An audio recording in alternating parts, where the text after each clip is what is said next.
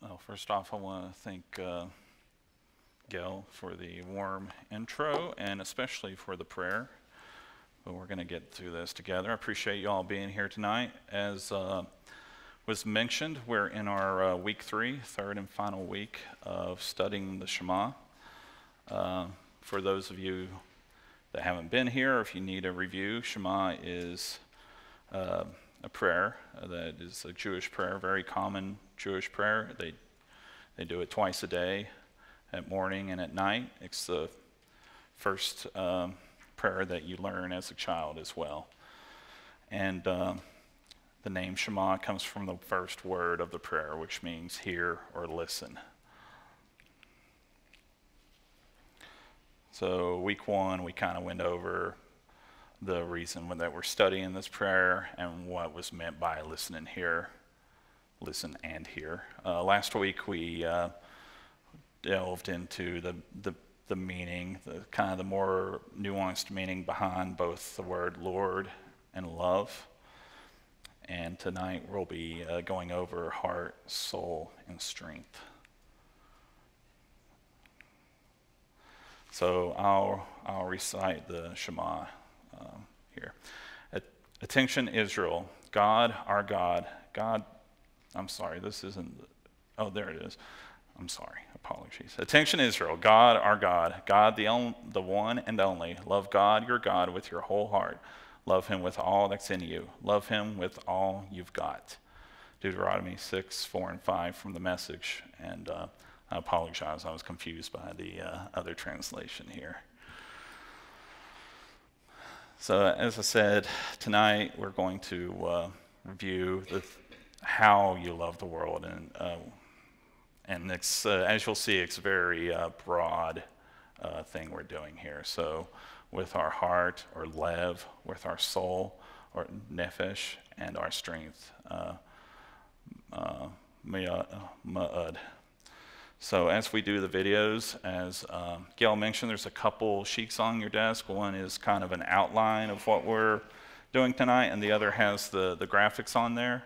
So as we view the videos, just kind of jot down things that jump out to you, or things that are interesting to you, or as you'll see, all these words have really broad meanings, and sometimes they're not exactly the meaning that we're used to seeing here in this translation.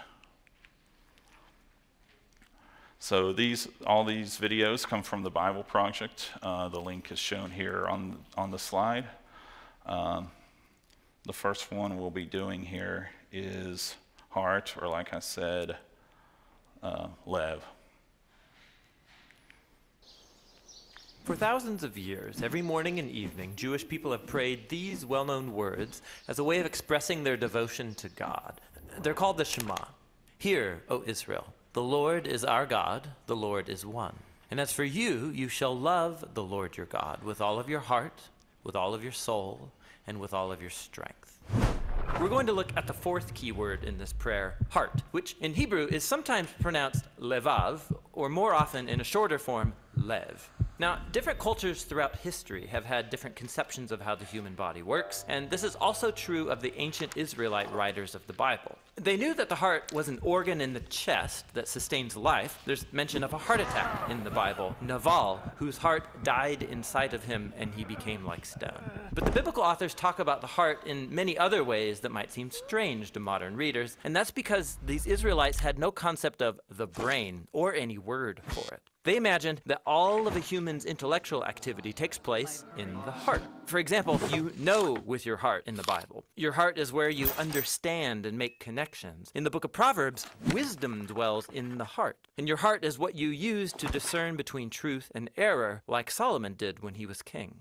So the heart is where you think and make sense of the world, and it's where you do more. In the Bible, the heart is where you feel emotions. You feel pain in your heart, like Hannah did when she couldn't have any children. In fact, the phrase a broken heart comes from ancient biblical Hebrew. You also experience fear in your heart. Your heart can melt or be distressed. Your heart can even be depressed. But then on the flip side, your heart is where you experience joy. In Hebrew, to be happy is to be good of heart, or to have a heart of joy.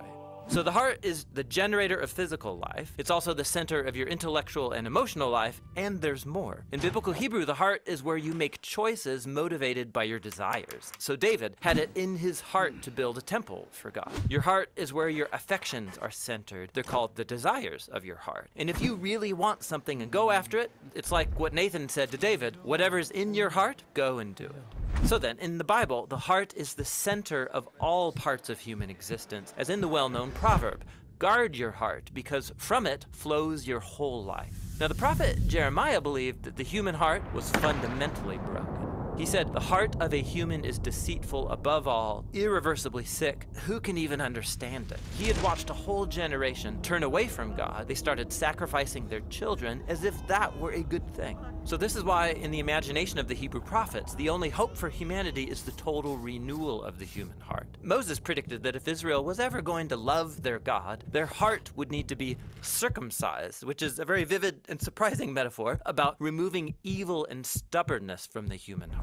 David, after he committed murder and adultery, pleads with God to create in me a pure heart.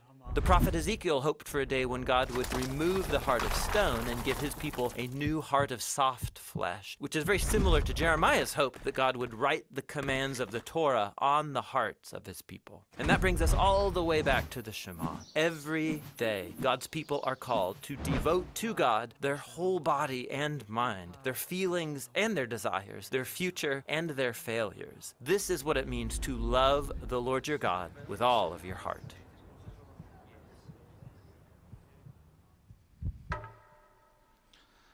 All right, thank you, Ron. So video kind of gives you a slightly or maybe dramatically different view of what was kind of meant by the Hebrew word lev. Was there something you learned or something that really jumped out at you that makes you look at this word a little differently, or makes you think, that's interesting that I hadn't thought of it that way, or that it was chosen to be translated that way?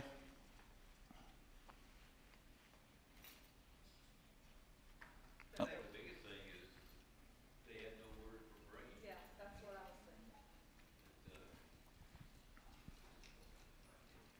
Oh, okay. We're passing the mic around in the back for everyone on joining us on video. To repeat, I thought it was interesting that at that time the Jewish people had no word for brain. I don't know whether they just didn't know there was anything up there or what.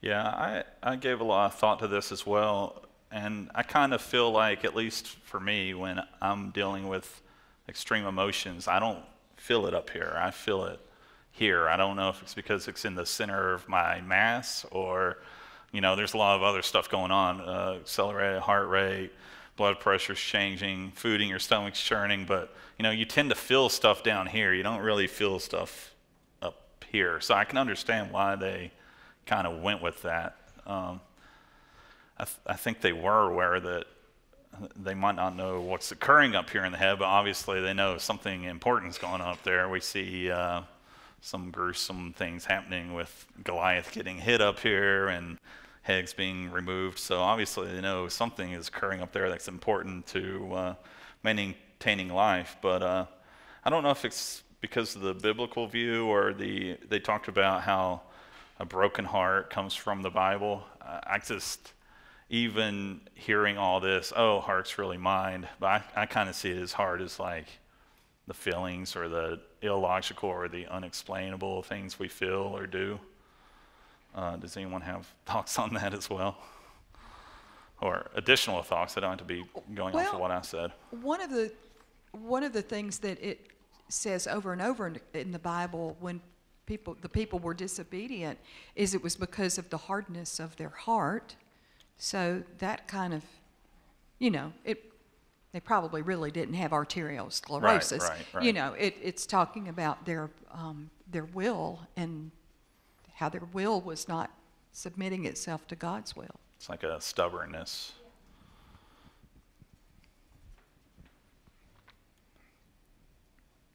Looking through my notes to see if there's anything else I need to mention. They also talked about how wisdom comes from the heart, and God put it in Solomon's heart to build the temple as well. And I think I mentioned how it's kind of a battle between the reason and emotion. Continuing on. So, like we're mentioning, it's more broad than what we kind of go with today as far as heart. They see it as the whole person, the thought, the emotion, physical and choices. Proverbs 14:23, guard your heart, for everything flows from it. And we're getting ready to move on to the soul, or nephesh. And we'll go ahead and do that. For thousands of years, every morning and evening, Jewish people have prayed these well-known words as a way of expressing their devotion to God. They're called the Shema. Hear, O Israel, the Lord is our God, the Lord is one. And as for you, you shall love the Lord your God with all of your heart, with all of your soul, and with all of your strength. We're going to look at the word soul. The Hebrew word is nephesh. It occurs over 700 times in the Old Testament. The common English translation of this word is soul, and that's kind of unfortunate. Here's why. The English word soul comes with lots of baggage from ancient Greek philosophy. It's the idea that the soul is a non-physical, immortal essence of a person that's contained or trapped in their body to be released at death. It's a ghost in the machine kind of idea. This notion is totally foreign to the Bible. It's not at all what nephesh means in biblical Hebrew. The most basic meaning of nephesh is throat. Like when the Israelites are wandering in the wilderness, they're hungry and thirsty, and they say to God, we miss the cucumbers and melons we had in Egypt. Now our nephesh has dried up. Or when Joseph was hauled off into slavery in Egypt, his nephesh was put into iron shackles. But nephesh doesn't only mean throat. Since your whole life and body depend on what comes in and out of your throat, nephesh could also be used to refer to the whole person. Like in Genesis, there were 33 nephesh in Jacob's family, that is, 33 people.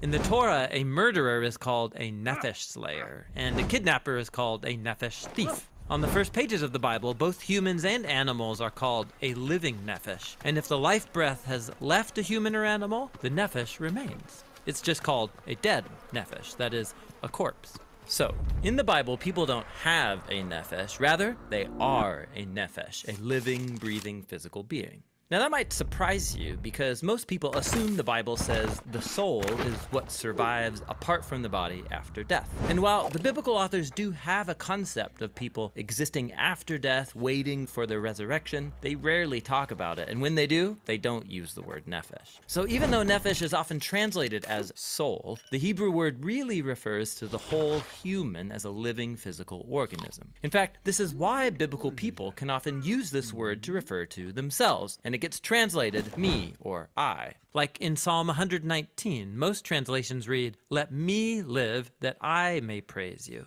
In Hebrew, the poet literally says, let my nephesh live that it may praise you.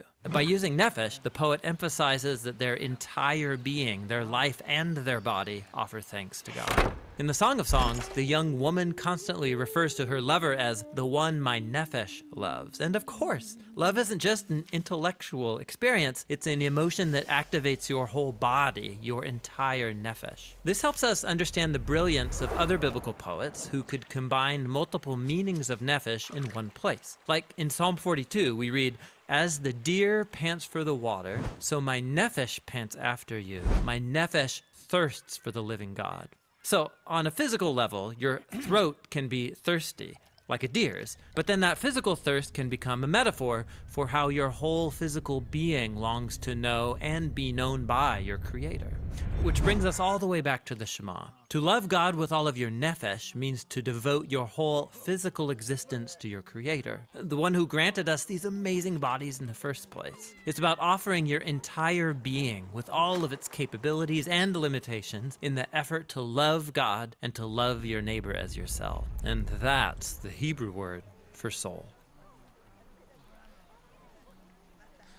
All right, so nephesh and nephesh, either throat or body. And I'm probably being a little obtuse in that presentation, but I could see pretty much in every situation, except for maybe Joseph being clasped about the nephesh, that soul works as well in the translation, at least for me. So a little story to go along with this that was provided to me by Karen. Rabbi Akiva, who lived in the 1st century A.D., was one of the most respected Jewish rabbis, was tortured to death publicly by the Romans. It was the time of saying the morning Shema. And during the torture, his students heard him reciting the Shema instead of crying out in pain. His students called out to him, "Teacher, even now?" The dying rabbi exclaimed, "All my life I have wondered what the phrase about the phrase that says, 'Love the Lord your God with all your soul,' wondering if I would ever have the privilege of doing this. Now that the chance has come to me, shall not grasp it with joy." He repeated the first voice of the Shema, "Hear, O Israel, the Lord is our God, the Lord alone," until his soul left him. And this is what Jesus was calling on us to, and what he did himself with all of his life until his last breath, until he breathed his last. Again, I'll ask the question I asked earlier, dealing with heart. Anything jump out to y'all, or a different interpretation than you thought? Or, I mean, we're not Jewish or Hebrew or biblical scholars, at least not professionals, but we're getting there with this video. But do you have thoughts on, maybe there's a better word that we could plug into this prayer than the use of soul here?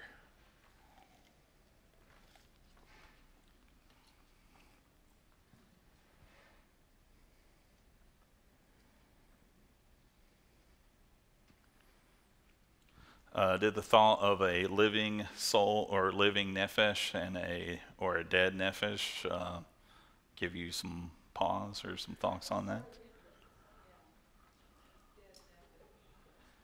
The dead nephesh. I mean, if you're taking it in, he's going to put this microphone in front of my face and make me talk no matter what, and then I'll get to choir and he'll be fussing about how much I talk. You can't win. You can't win. No, I can't. It's almost like he's a member of my family. It's so We're all weird. Family here. Anyway, yeah, there you go. No, that whole idea of a dead nephesh was kind of okay. A little, yeah, right. But if they're thinking of it more as the body, then yeah, that makes sense. A dead nephesh is the corpse. But yeah, you're right, Robert. It's not how we think of as soul, because I think of soul as being the essence of who I am that lives whether my body's alive or not. Mm-hmm. So it's just a different way of looking at it and understanding it. It's a different way of looking at it, but also, like I said, you can kind of still read soul into most of those things, and I think we see the body and the soul as kind of being one and the same. So that translation is fine with us. It's not like... It's interesting that they attributed the concept of soul that we use to the Greeks. I don't know where that came from, but to me, the soul outlives the body. It is the soul that moves on after our body is dead. Then again, Jesus sacrificed his body, not his soul. You can't talk until the Well, the fact that this word is used 700 times makes me want to go back and read some of my favorite scriptures. But Jesus sacrificed his body, not his soul. So seems like there was a lot of more emphasis on the whole body and the protection of the whole body versus just the protection of the soul in ancient times, right? Survival was super important. just getting daily water, daily food. So the emphasis not just on the emotional part, but the whole body.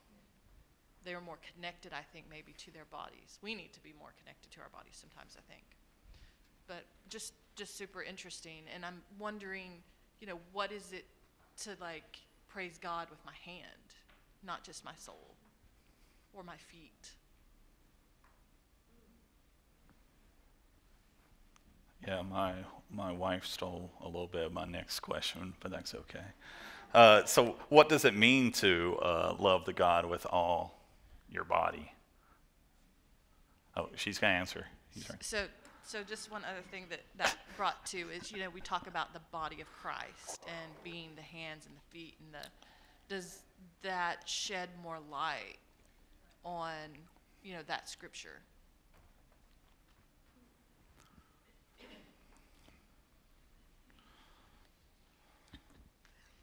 I just can't picture everything being in the throat. Mm-hmm. Now we're talking about the soul and the so forth, but they had it in the throat that, you know, if your throat this, that, or the other, you know, and it just is. This is the first time I've heard that about the throat being the soul, and that's just hard for me to picture. I got to think about that a little while. That everything came through the throat. And of course, I can see maybe them not understanding about the mind up here. But the idea then of the throat taking care of all this action, I find hard to picture.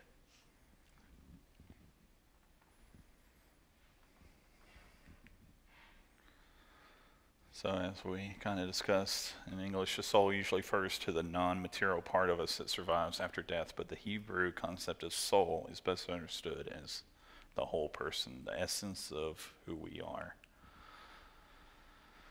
So a couple of examples here.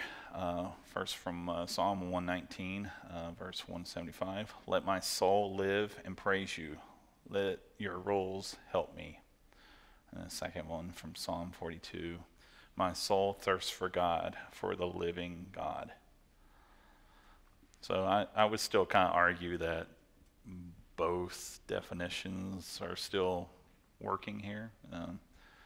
It's just maybe it's from having read it as soul all this time and understanding it in that way. So I see it as both the physical and the spiritual existing here at the same time. And again, it's kind of like a duality that we saw with the heart being not only what you feel, but also what you think. Again, a broad definition. All right, so we're going to move on to our third word of the night, ma'od, or strength. For thousands of years, every morning and evening, Jewish people have prayed these well-known words as a way of expressing their devotion to God. They're called the Shema.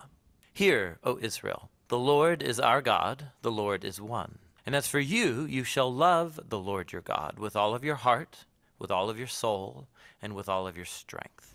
We're going to look at the last word, strength. The Hebrew word is ma'od, and it occurs some 300 times in the scriptures, and it doesn't actually mean strength. There is a perfectly good word for strength in Hebrew, and ma'od is not it. In fact, the Shema is one of the only places in the whole Bible where ma'od is translated as strength. So what's up with that? The most common meaning of ma'od is very or much. It's what grammar nerds call an adverb, a word that comes alongside other words to augment their meaning. For example, in Genesis chapter 1, God looks at the world that he's made, and 6 times he calls it good. But then the climactic 7th time, he says it is ma'od good. That is, very good. Later in Genesis, in the story of Noah, the flood waters keep rising and they become ma'od powerful, or extremely powerful over the land. In the story of Cain and Abel, Cain wasn't just angry at his brother, he was ma'od angry. Or when Saul became the king of Israel, he was ma'od happy. So you can see why ma'od occurs hundreds of times in the Bible. It's a really common Hebrew word that intensifies the meaning of other words. Very this, or really that. However, biblical authors could use ma'od in ways that are unique. Like when they want to increase a word's force to total capacity, they'll say ma'od twice. So Jacob became ma'od wealthy with flocks and camels and donkeys and servants. Or the Israelite spies went to investigate the promised land, and they say, the land we passed through is ma'od good. So it's pretty clear, ma'od doesn't mean strength in terms of muscle power, but rather very or much. So let's come back to the Shema, where people are called to love God with all of their heart, that is their will and affections, and with all of their soul, that is their whole life and physical being, and with all of their ma'od, that is with all of their muchness. And while that sounds kind of funny, you also kind of get it. If ma'od can intensify any word's meaning to total capacity, then this final thing that you use to love God isn't a thing at all. It's actually everything. Loving God with your ma'od means devoting every possibility, opportunity, and capacity that you have to honoring God and loving your neighbor as yourself. It's the most wide and expansive word in the Shema. Ma'od can refer to almost anything. Which raises one last and really fascinating point. Because this word was capable of many nuances of meaning, ancient Jewish communities interpreted ma'od in the Shema in different ways. So the ancient Jewish scholars who translated the Hebrew Bible into Greek, when they came to ma'od in the Shema, they translated it with the Greek word dunamis, that is, power or strength. This is the interpretation adopted by most modern translations. But if you look at the ancient Aramaic translations of the Hebrew Bible, you'll discover that these scholars interpreted ma'od to mean wealth. Money is a concrete thing that opens up all kinds of opportunities to love God by giving away resources. And when Jesus was asked about the most important command in Scripture, he quoted the Shema, and he used two words to unpack the meaning of ma'od. He said, love God with all of your mind and with all of your power. Both are human capacities that can be used to love God in an infinite number of ways. So, which of these interpretations of ma'od is right? Does it mean strength, or wealth, or mind? That's the wrong question. The word ma'od doesn't limit the number of ways you can show love for God, just the opposite. The point is that everything in a person's life, every moment and every opportunity, every ability and capacity offers a chance to love and honor the one who made you. It's a call to love God with all of your muchness. And that's the meaning of strength in the Shema. All right, so pop quiz. What were the ways that this word were translated by the Greek, the Aramaic, and by Jesus? If you only know one, just tell me one. There's 3 different ways it was translated. Wealth. I'm sure Heather knows. Just take it over to Heather.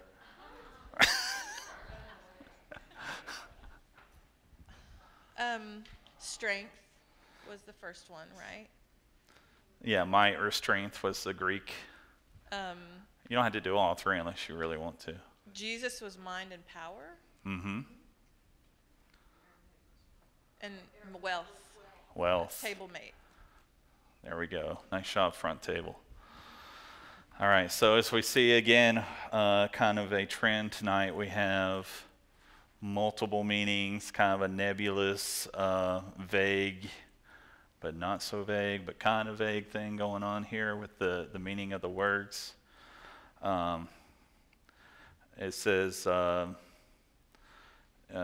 here, loving God with your ma'od means devoting every possibility, opportunity, and capacity that you have to honoring God and loving your neighbor as yourself. It is the most wide and expansive word in the Shema.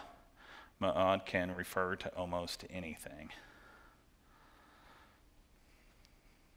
So as you see, it's many different meanings, many different things, but it's about muchness, I think, is kind of the key thing they got to there.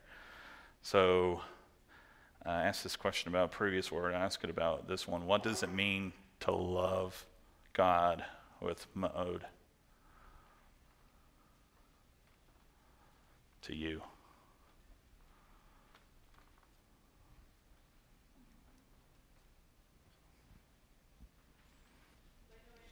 Oh, Elena.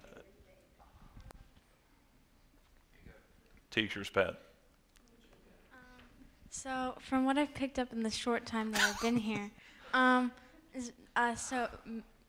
me'od, is that what we're talking about? Ma'od. Can mean many things to and so I see on the board it says strength. I guess, well, okay. No. I've got this. So I guess it could mean, well, like strength relating to that is like the ability or the power to. So like the ability to do certain things. Like, I don't know, like the the ability to believe in someone, or the ability to be responsible and care about someone else. The strength of connections. So maybe. it's just to kind of summarize, it's like extreme or bigness of Yeah. abundance of love when you love God with ma'od. I think Heather's reaching for the mic. Well, and Elena didn't get to see the video, but I was thinking of the word muchness or everything, and how do you worship God with everything? And I'm wondering if this kind of sheds a little light on why Jesus focused on children so much, because they tend to just give everything to whatever they're doing with an enthusiasm that adults don't often use. And I'm wondering if they are showing that kind of muchness that's being talked about here. Yes. And I'll look at Gail because she either nods or shakes her head. She's waving. No. Do you have a comment, Gail? He was walking towards you, so I think he's going to make you talk regardless. You don't have to. Well, though. if you go back to love the Lord your God with all of your heart and all of your soul, you think about what we just talked about with that, the fact that heart is thoughts and emotions and physically what keeps you alive and the choices you make, and then soul, the nephesh, is your whole being, everything about you. You're loving God with all of that times 10. That, to me, that's kind of what me'od is everything that you can put into loving God and then go more. Mm-hmm. Yeah, it's interesting. Oh, I'm sorry, go ahead. Well, one more comment. It kind of captured it here on your back page when it talks about your personal me'od. It calls it power, wealth, and abilities. And I think that's a good summary. Mm-hmm. Yeah, and that's the 3 different translations we got, and they're all kind of rounding out into this one thing. And I thought it was also interesting that we get mind as one of the translations coming from Jesus, and we kind of had mind back also with the heart at the beginning, with the idea that that's where the thoughts and feelings are springing from the heart, which is also the mind.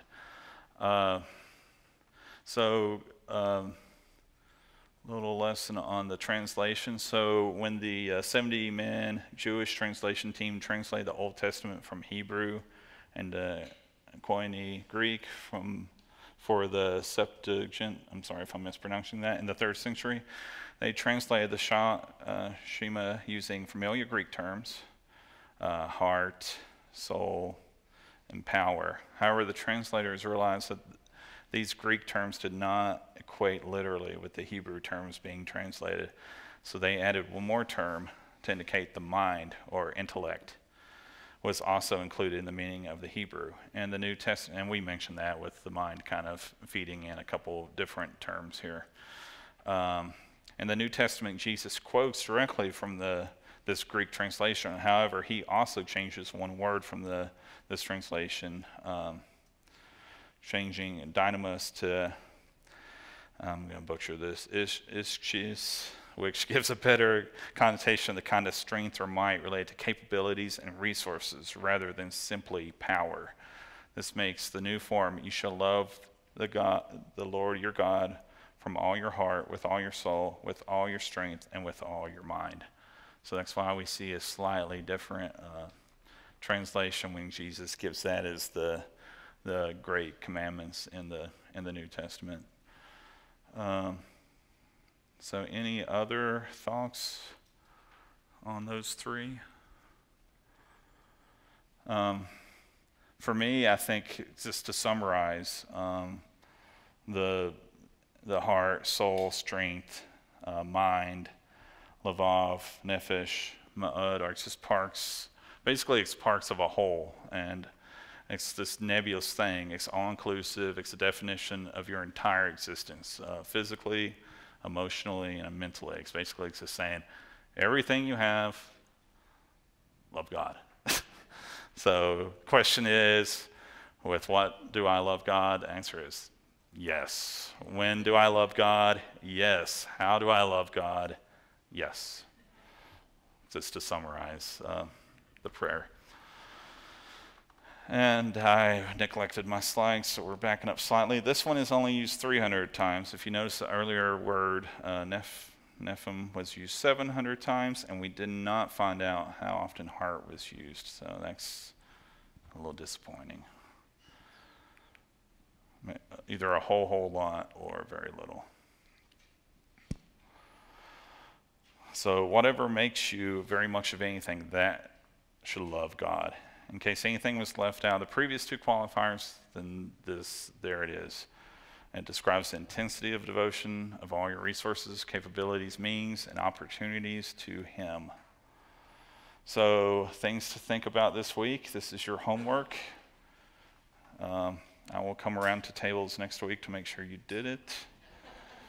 So a hardened heart is a sign of a sinful, lost life. It must be renewed through a rebirth. Is there a choice you are currently making that is causing a hardened heart? How can you renew your heart? And in order to give all your nefesh, your physical being, to God in love, was there something you need to stop or start doing, a rut or a habit to break? And then take an assessment of your personal ma'od, power and wealth and abilities. Are you near loving God with your all? What is one step you can take this week towards giving ma'od? So choose one aspect of how we can ahava, or love God, that we discussed tonight, focused on ways you can show that love. And for our closing benediction, if y'all could stand with me, we're going to recite this together. And as we do this, kind of reflect back on tonight's lesson and previous week's lesson, and just, you can substitute in a word if it helps you understand or speak to God more clearly, or if it's on your heart to change it, maybe you want to change strength to wealth, or heart to mind. You can do that within your heart. So here we go. Hear, O Israel, the Lord is our God. The Lord is one. And as for you, you shall love the Lord your God with all your heart, with all your soul, and with all your strength. Deuteronomy 6, 4, and 5. All right, thank you all.